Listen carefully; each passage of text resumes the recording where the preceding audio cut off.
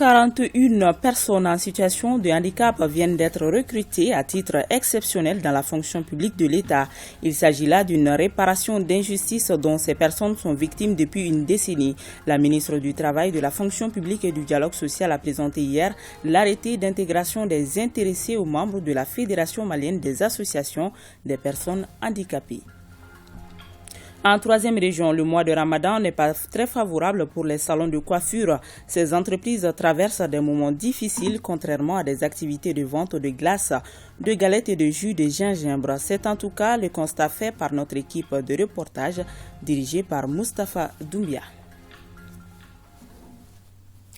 Mesdames et messieurs, bonjour et bienvenue dans cette édition. Direction tout d'abord la primature.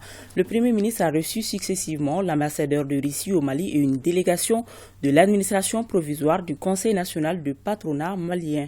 Avec le diplomate russe, il a été question de l'élargissement de la coopération dans les domaines de la santé, du commerce ou encore de l'humanitaire. Les représentants du patronat ont, eux, évoqué la crise que traverse leur organisation. Le point avec Khadija Toukouni et Tayeb Adjaouyakoya. Cette audience élargie à 4 ministres du gouvernement malien a été une occasion de passer en revue la coopération entre le Mali et la Russie. Selon le diplomate russe, en plus de la sécurité, la Russie veut intégrer la santé, l'industrie, le commerce, l'humanitaire, entre autres, dans son programme de coopération avec le Mali. Nous allons travailler sur la coopération économique et commerciale et la coopération humanitaire, c'est-à-dire la coopération culturelle. Il ne faut pas oublier la coopération en matière de santé. Nous coopérons beaucoup avec nos amis maliens à la scène internationale, au niveau des Nations Unies ou d'autres organisations internationales. Mais aujourd'hui, je crois qu'il faut attirer une attention spéciale à la coopération économique. Nous allons travailler sur ce sujet très étroitement pour savoir ce que Mali a besoin, ce que la Russie peut aussi obtenir des Maliens. Aussi, le Premier ministre a reçu une délégation de l'administration provisoire du Conseil national du patronat malien. Dans son exposé, le vice-président a informé le Premier ministre sur les efforts entrepris pour mettre fin à la crise que traverse le CNPM depuis quelques mois. Nous avons été nous-mêmes à l'origine d'une crise. Nous nous sommes créés suffisamment de problèmes, on a créé des problèmes à notre État et nous avons décidé nous-mêmes de mettre fin à cette crise. L'administration provisoire ainsi mise en place est reconnue par l'ensemble des partis et regroupe toutes les parties et a un délai de 3 mois à 6 mois pour organiser de nouvelles élections crédibles. Comment faire pour qu'il ne puisse plus avoir une autre crise de ce genre qui a non seulement paralysé le secteur privé, paralysé l'État. Dès l'instant que nous avons pris conscience de cette situation et du tort que nous nous sommes causés et qu'on a causé à l'État, nous sommes désormais dans cette dynamique de ressouder notre secteur et de jouer notre rôle qui est d'accompagner l'État. Au cours de cette rencontre, le Premier ministre a exprimé sa satisfaction, espérant voir les hommes d'affaires du Mali s'unir afin d'accompagner les efforts des autorités de la transition. Dr Choguel Kokalamaïga souhaite plus de complémentarité entre ses interlocuteurs pour booster l'économie malienne. Vous avez une grande responsabilité. Si vous arrivez à faire une élection dans la paix et qu'à la fin des élections, les deux challengers se donnent la main, je pense que la classe politique, les autres organisations où les élections se passent vont aller à votre école. Donc c'est une responsabilité qui repose sur vos épaules qui va au-delà du CNPM. Je crois que vous pouvez le faire parce que ce n'est pas par hasard que vos collègues vous ont choisi. Et tout ce que le gouvernement doit et peut faire pour vous aider à réussir votre mission, il le fera. Tout le Mali a les yeux rivés sur vous. Ayez une claire conscience que ce n'est plus une affaire seulement du patronat, c'est une affaire du Mali et du monde des affaires maliennes. Je sais compter sur vous, vos collègues savent compter sur vous, et je crois que les autorités de la transition savent compter sur vous pour qu'à la fin des 6 mois, nous puissions avoir une organisation patronale apaisée qui regarde droit vers l'avenir, concentrée sur ses affaires. Les patrons ont réitéré leur soutien aux autorités de la transition et ont promis de tout mettre en œuvre pour l'amélioration du climat des affaires au Mali. Après la rétrocession du camp de Gossi par Barkhane Fama, l'armée malienne a découvert un charnier avec des corps dans un état de putréfaction avancé. Immédiatement, le ministre de la Défense et des anciens combattants a ouvert une enquête pour déterminer les faits. Pour plus de détails, je vous propose ce communiqué de l'état-major général des armées lu ici par Ibrahim Traoré. L'état-major général des armées informe l'opinion nationale et internationale que des dépouilles en état de putréfaction avancée ont été découvertes dans un charnier non loin du camp anciennement occupé par la force Barkhane à Gossi. En effet, à la suite de la cérémonie officielle de rétrocession au Mali de cette emprise par la force Barkhane tenue le mardi 19 avril 2022, un détachement Fama a vite été déployé avant l'arrivée d'une unité en renfort le mercredi 20 avril 2022. Dès la nuit, cette force a immédiatement essuyé des tirs indirects sur l'emprise. Une patrouille a ainsi été dépêchée pour reconnaître l'environnement immédiat du camp. C'est au cours de cette sortie que la dite patrouille a découvert ce charnier. Prenant très au sérieux cette découverte et malgré la phase d'installation en cours dans le camp, l'état-major général des armées a saisi le ministère de la Défense et des anciens combattants pour l'ouverture d'une enquête en vue d'établir toute la lumière sur le dit charnier. D'ores et déjà, ce vendredi 22 avril 2022, une mission avec à sa tête le commandant du secteur numéro 1, accompagné du conseiller juridique, du commandant de régiment et de la prévôté, a été conduite dans la localité pour confirmer les faits. Dans ce contexte, l'état-major général des armées déplore le fait que les FAMA fassent malicieusement l'objet de communications visant à fourvoyer leur montée en puissance et à altérer leur image ainsi que celle de notre cher pays, le Mali. En attendant les résultats de l'enquête qui détermineront les circonstances de ces décès tragiques, il est important de noter que l'état de putréfaction avancé des corps indique que ce charnier existait bien avant la rétrocession. Par conséquent, la responsabilité de cet acte ne saurait nullement être imputée aux FAMA. L'état-major général des armées rassure l'opinion nationale et internationale que le respect des droits de l'homme, de même que le droit international humanitaire, reste une priorité dans la conduite de ces opérations, d'où les énormes efforts de sensibilisation et de formation sur les différents modules ainsi que l'ouverture systématique d'enquêtes à chaque fois que des allégations sont portées contre les FAMA. Par la même occasion, l'état-major général des armées voudrait rassurer que les FAMA resteront fidèles à leur serment de défendre la patrie au prix de leur vie tout en assurant la protection des civils. Je l'annonçais au sommaire, 41 personnes en situation de handicap viennent d'être recrutées à titre exceptionnel dans la fonction publique de l'État. La ministre du Travail, de la fonction publique et du dialogue social a présenté hier l'arrêté d'intégration des intéressés aux membres de la Fédération malienne des associations des personnes handicapées. Le geste s'inscrit dans le cadre de la réparation d'une situation d'injustice dont ces personnes sont victimes depuis une décennie. Reportage Nouhoun Sissoko. C'est à titre exceptionnel que le gouvernement a recruté 41 personnes vivant avec le handicap sur 42 dossiers à lui adresser. L'arrêté portant intégration des intéressés dans la fonction publique a été présenté par la ministre du Travail, de la fonction publique et du dialogue social à la faveur d'une rencontre avec les responsables de la FEMA, Fédération malienne des associations des personnes handicapées. Il y a eu 3 arrêtés qui ont été pris pour intégrer 28 personnes à titre exceptionnel sur la liste des 70. Donc ce qui restait, c'était les 42. Sur les 42, il y a, je crois, un dossier qui n'a pas été reçu ou bien qui ne répondait pas aux critères. Mais les 41 personnes, avec la liste des 41 personnes, donc tout le travail a été basé sur ça pour qu'eux aussi ils puissent être intégrés pour préserver l'équité et la justice. Donc nous avons l'arrêté qui a été signé. Pour les responsables de la FEMA, ce recrutement de personnes en situation de handicap est l'aboutissement d'une longue lutte.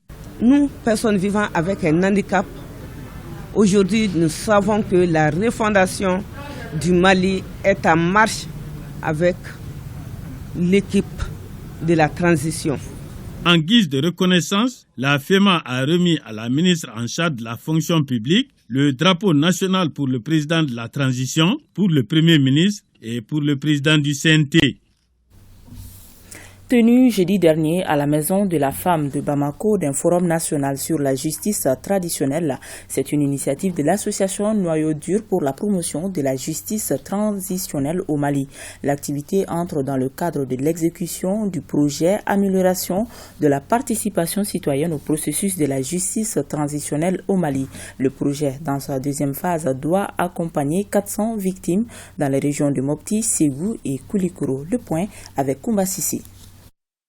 Les acteurs d'AND Mali ont rencontré les associations des victimes des crises des régions de Mopti, Ségou et Koulikoro pour échanger avec elles sur la justice transitionnelle afin de renforcer la collaboration sur le terrain. On a organisé ce forum national pour permettre aux représentants et aux personnes de ressources des différentes associations des victimes non seulement d'amener les données issues des régions, mais également de pouvoir valider ces données pour qu'ensemble nous puissions sortir de ces forums avec un document de plaidoyer et allant dans le sens de l'amélioration de la participation des victimes dans les différents cas de justice transitionnelle.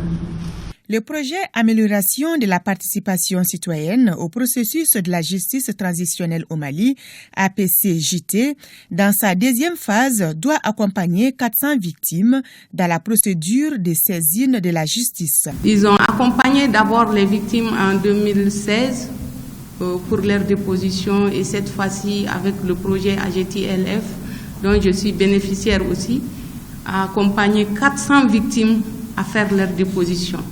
Donc, au nom de toutes les victimes du Mali, je remercie l'AND Mali. À la fin de ce forum national, les participants doivent formuler des recommandations et le document final sera soumis aux autorités compétentes.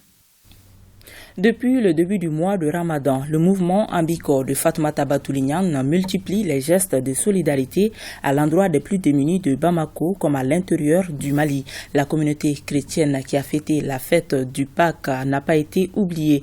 Jeudi dernier, à Lafiabougou, en commune 4 du district de Bamako, 100 familles de cette communauté ont bénéficié de vivres. Mohamed Nama Keita était présent à la cérémonie de remise des dons, suivant son reportage.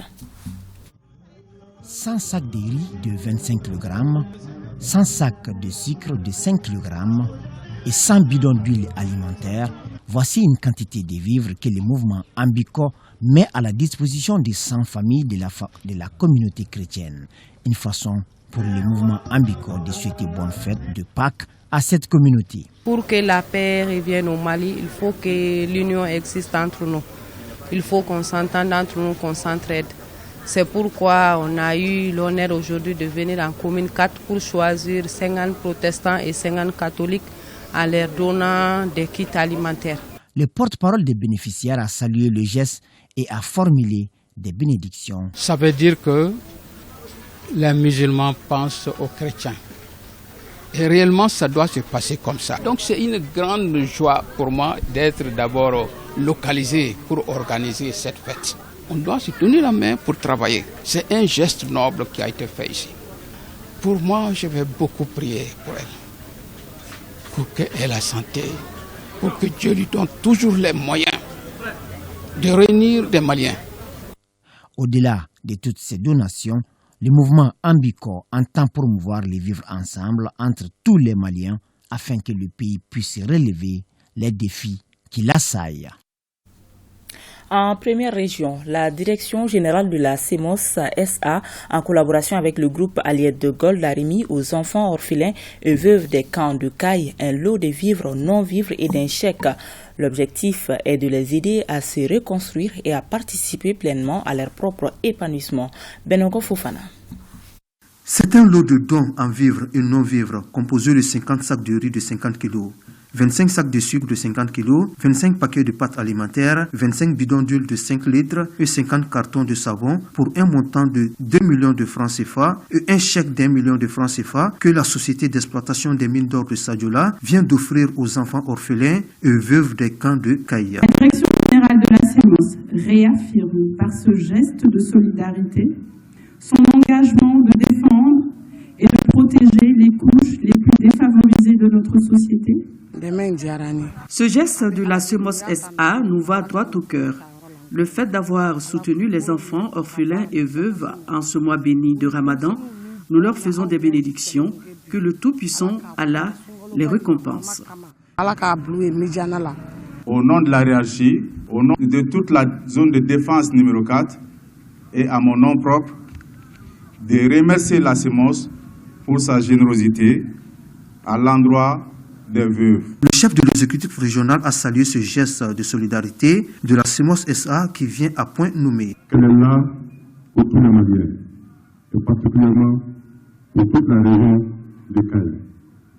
Je voudrais ici adresser mes sincères remerciements à l'ensemble de la direction de CEMOS et à l'ensemble des dirigeants du groupe auquel le CEMOS appartient pour cette marque de considération. Notons que ce soutien de la CEMOS SA a été rendu possible grâce au dévouement de la sous-lieutenant Djelika Sibi, chef d'antenne sociale de la zone de défense numéro 4. En troisième région, les salons de coiffure tournent au ralenti en ce mois de Ramadan. Sur 5 salons visités dans la ville de Sikasso, au moins 3 disent ne pas recevoir des clients depuis le début du Ramadan. Ces entreprises traversent des moments difficiles, contrairement à des activités de vente de glace, de galettes ou de jus de gingembre. Compte rendu, Moustapha Doumbia, Amadou Doulou. Le mois de Ramadan est une période marquée par l'afflux vers certaines activités, parmi lesquelles la vente de glaces, de galettes et de jus à base de gingembre. À côté de ces activités, les ateliers de couture sont aussi bien fréquentés dans la perspective de la fête de Ramadan. Si ces secteurs sont bien rentables durant ces mois de Ramadan, d'autres tournent au ralenti. C'est le cas des salons de coiffure. Nous avons vraiment eu des clients avant le mois de Ramadan, mais actuellement, il n'y a pas du tout de clients.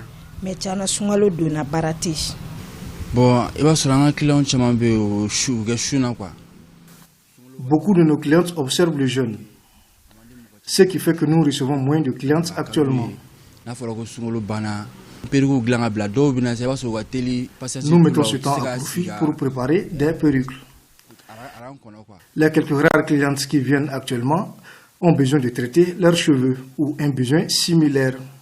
Il existe plusieurs salons de coiffure qui ont décidé de fermer momentanément. D'autres ont choisi d'exercer une activité parallèle, expliquant le manque de clientèle bien antérieur au mois de Ramadan. Le manque de clientèle a bien commencé avant le mois de Ramadan. Nous avons donc décidé de vendre la glace pour compenser cette période.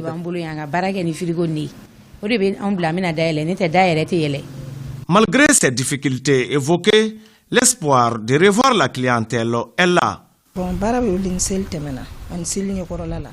Les activités reprennent vers la fin du mois de Ramadan. À l'approche de la fête, nous commençons à revoir les clientes.